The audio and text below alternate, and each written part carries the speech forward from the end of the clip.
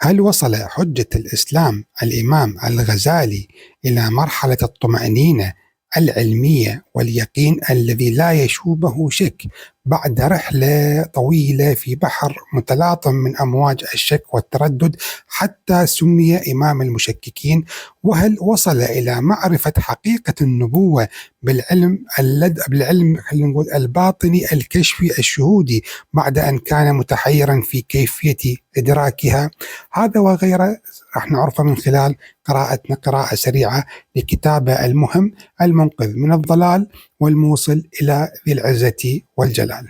فالإمام الغزالي غادر بغداد في العام 488 في رحلة استمرت لمدة 11 عام، متنقلا ما بين دمشق ومكة والقدس ثم دمشق، ثم عاد إلى بغداد خاتما تلك الرحلة، ومن ثم منها إلى طوس حيث توفي هناك.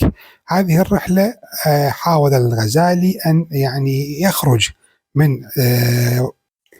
من طبيعة دراسات الفلسفية والكلامية والفقهية إلى دراسة جديدة أو علم جديد اللي هو العلم نقول الشهودي من خلال انخراطه في سلك المتصوفين. فالغزالي كما عرف عنه هو بدايته كان فقيه شافعي بالفقه وأشعري في الأصول، ومن ثم صار صوفيا في آخر حياته. هذا كتابه المنقذ من الضلال لعله آخر ما كتب الغزالي أو من أخريات كتبه، كتبه بعد عودته من هذه الرحلة في الرحلة الصوفية في عالم التصوف والقرب الإلهي، ووضع فيه خلاصة ما توصل إليه خلال حياته العلمية كلها. المنقذ من الضلال كتاب مهم من كتب الغزالي. الغزالي يضع التوطئة للكتاب وهي مدخل السفسطة وجحد العلوم، وكذلك أصناف الطالبين والمقصود من علم الكلام وحاصله، والفلسفة وأصناف الفلاسفة، وشمول وصحة كفر كافتهم منهم الدهريون والطبيعيون والإلهيون. الغزالي ممن يكفر الفلاسفة، وهذا كان واضح في كتابة تهافت الفلاسفة، والذي رد عليه فيما بعد ابن رشد في كتابه تهافت التهافت. ومنه من الغزالي انتقلت عدوى التكفير من المشرق إلى المغرب العربي. وأيضا يطالع في الكتاب أو يذكر في الكتاب أقسام علومهم الفلاسفة والعلوم الرياضية والمنطقيات والطبيعيات والإلهيات وغيرها من أمور كثيرة، وكذلك يذكر طرق الصوفية وحقيقة النبوة واضطرار كافة الخلق إلى النبوة، وأيضا يذكر سبب نشر العلم بعد الإعراض عنه. كل هذه الأمور سوف يتناولها الغزالي من خلال إجابة على إشكال فلسفي يتمثل في ما هو العلم الحق، وكيف يمكن للإنسان الوصول إليه، ثم ما غاية الإنسان. فالغزالي في كتابه يقول فتحرك باطني إلى طلب الحقيقة الفطرية الأصلية.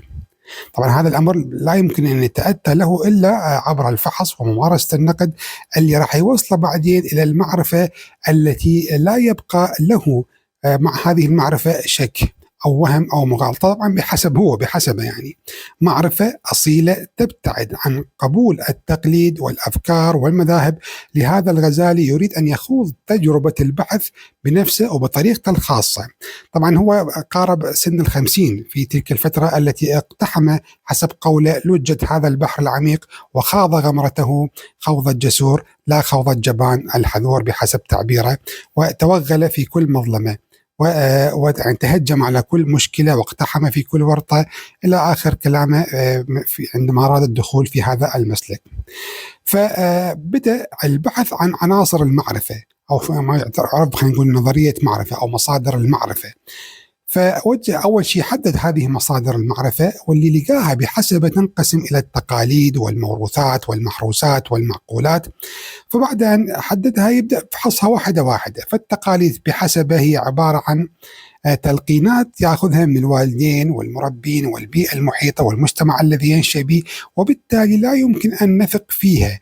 ومع ذلك يتجه بحثه إلى المحسوسات كمصدر آخر من مصادر المعرفة، غير أنها وجد أن هذه المحسوسات لا يمكن أن تقدم لنا معرفة يقينية يطمئن بها القلب، بل دائما المعرفة الناتجة منها معرفة نسبية أو متغيرة. والدليل على هذا هو أنه نلاحظ هذه المحسوسات مثلا ظاهرة الأبصار وانكسار البصر وظاهرة الظل وغيرها، هذه كلها يعني أمور محسوسة بالحواس، لكن بعض الأمور تصل إلى الحواس على خلاف الواقع. مثلا عندما ترى الشاخص منكسر في السائل، ولكن الحقيقة هو غير منكسر، لكن الحاسة نقلت لك انكسار الشاخص في السائل في حين هو غير منكسر. فيقول إذا القضايا المحسوسات لا توصل، أو كمصدر علم معرفي لا يوصلنا إلى المعرفة اليقينية، بل معرفة نسبية ومتغيرة. وانتقل حتى إلى المعقولات، حتى أنه العقل بدوره كمصدر من مصادر المعرفة يقول لا يمكن أن نضع فيه الثقة بحيث يمكن أن يوصلنا إلى اليقين، فقد يكون مجالا للخطأ والزلل.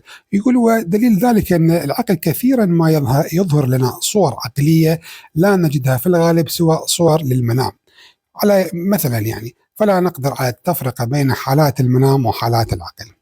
هذه الأمور وهذه الاختلافات في أصل المعرفة وطرق تحصيل المعرفة جعلت الغزالي يعيش لحظات سماها بالسفسطة، على اعتبار أنه لا يستقيم عنده دليل ولا تستقر عنده معرفة، غير أنه لم يعني يبقى على هذه الحالة سوى فترة قصيرة قبل أن يقذف الله نور في قلبه بحسب ادعائه. وحقيقة لا نعرف ما هي هذا النور، ولماذا قذف في قلب الغزالي وحده، ولماذا لم يستغل الغزالي هذا النور الذي قذف في قلبه ويوصله إلى البقية حتى يروا ما رآه الغزالي. على أي حال، هذا النور اللي يتجاوز الأدلة العقلية التي كانت مطالبه هي، هذا النور الإلهي هو اللي راح يجعل الغزالي يطمئن إلى المعلومات المحسوسة والمعقولة، ويتجاوز بهذا النور حالة الجمود والتردد والشك اللي كان يعيش فيها.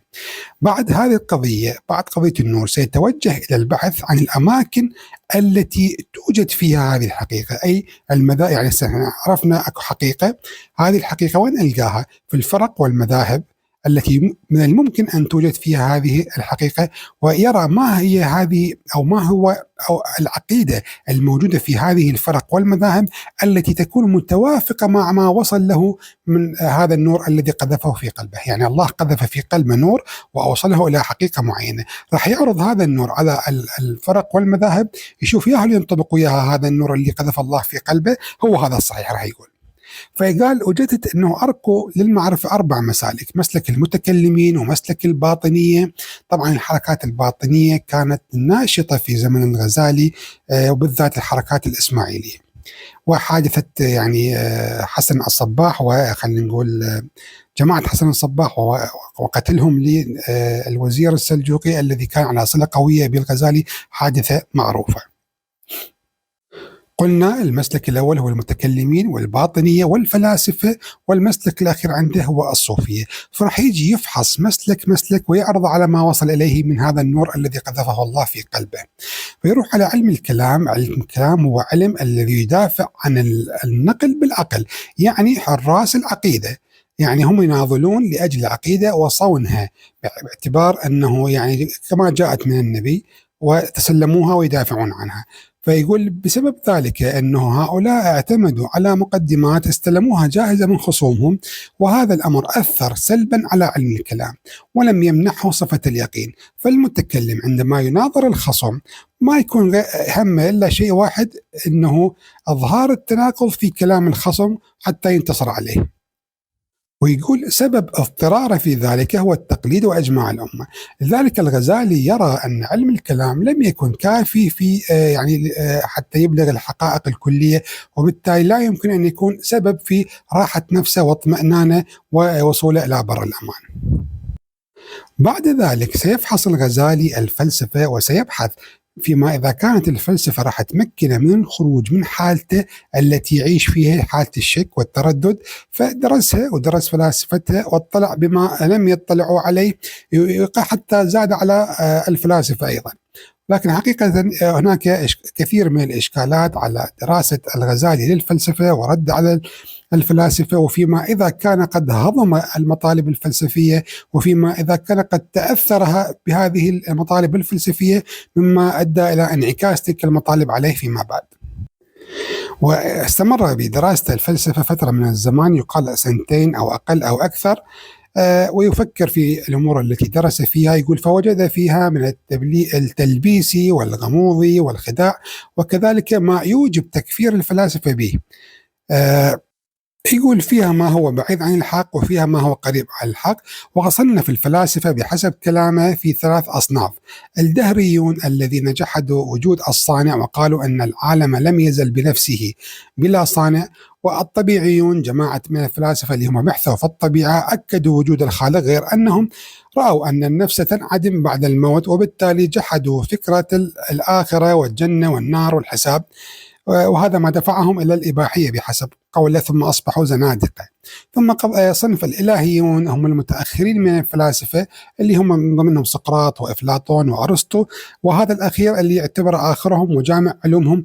لهذا راح يكون الرد موجه إليه بالضرورة. وقسم علومهم إلى 3 أقسام: قسم يكفرون فيه، وقسم يجعلهم مبتدعة فيه، وقسم يعني كلامهم لا يجب إنكاره. واضح بين يعني.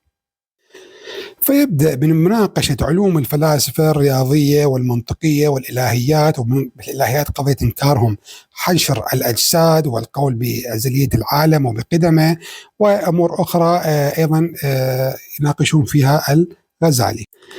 بعد ذلك، بعدما انتهى من الفلسفة ومذاهبها، وبعدما تبين له بحسبه بطلان ذلك تلك الأمور، وأن العقل قد يسقط في أخطاء كثيرة وهفوات لا تغتفر نتيجة لاتباع للفلاسفة، سيتوجه إلى المذاهب الباطنية التعليمية الذين يدعون هناك إمكانية تتجاوز العقل عن طريق، يعني ممكن أنه واحد يوصل لليقين، لكنه هذا اليقين يأتي عن طريق الارتباط بشخص معصوم يوصل له لليقين الذي يرتاح إليه.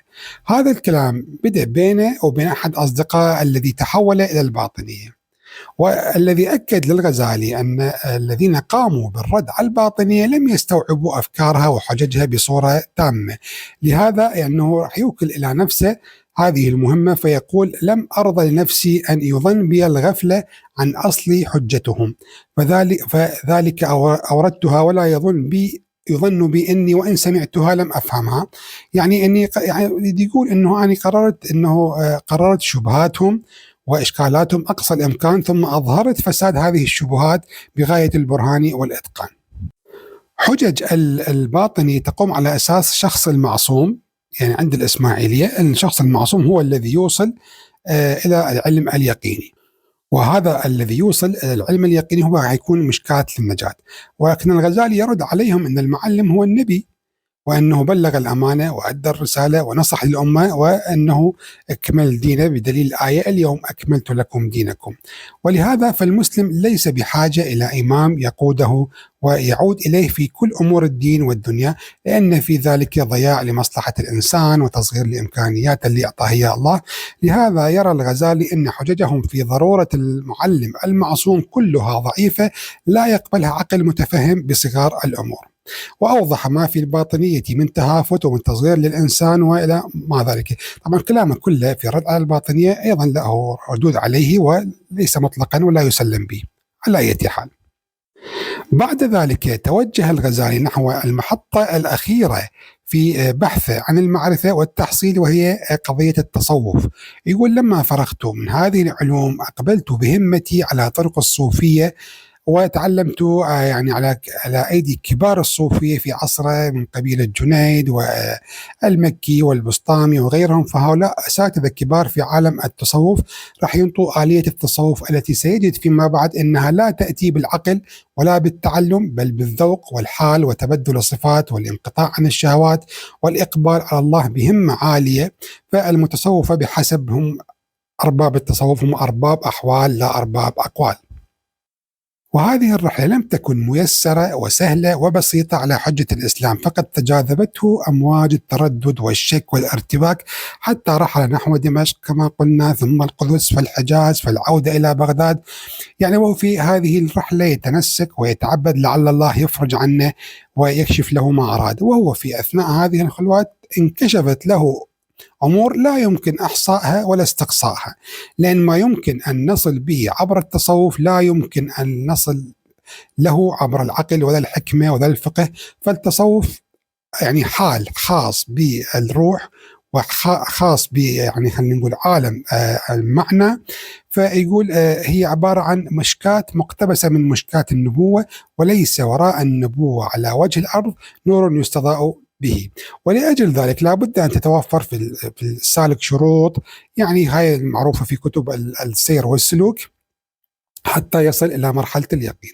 يقول بعد أن عاش الغزالي عن نفسه أنه عاش هذه التجربة وتذوق حلاوتها، بحث في حقيقة النبوة فتبين له أنها إدراك الخواص خارج إطار العقل، فالشك فيها عبر الاعتزاز بالعقل هو عين الجهل. يعني العقل طور لا يمكن به إدراك طور النبوة.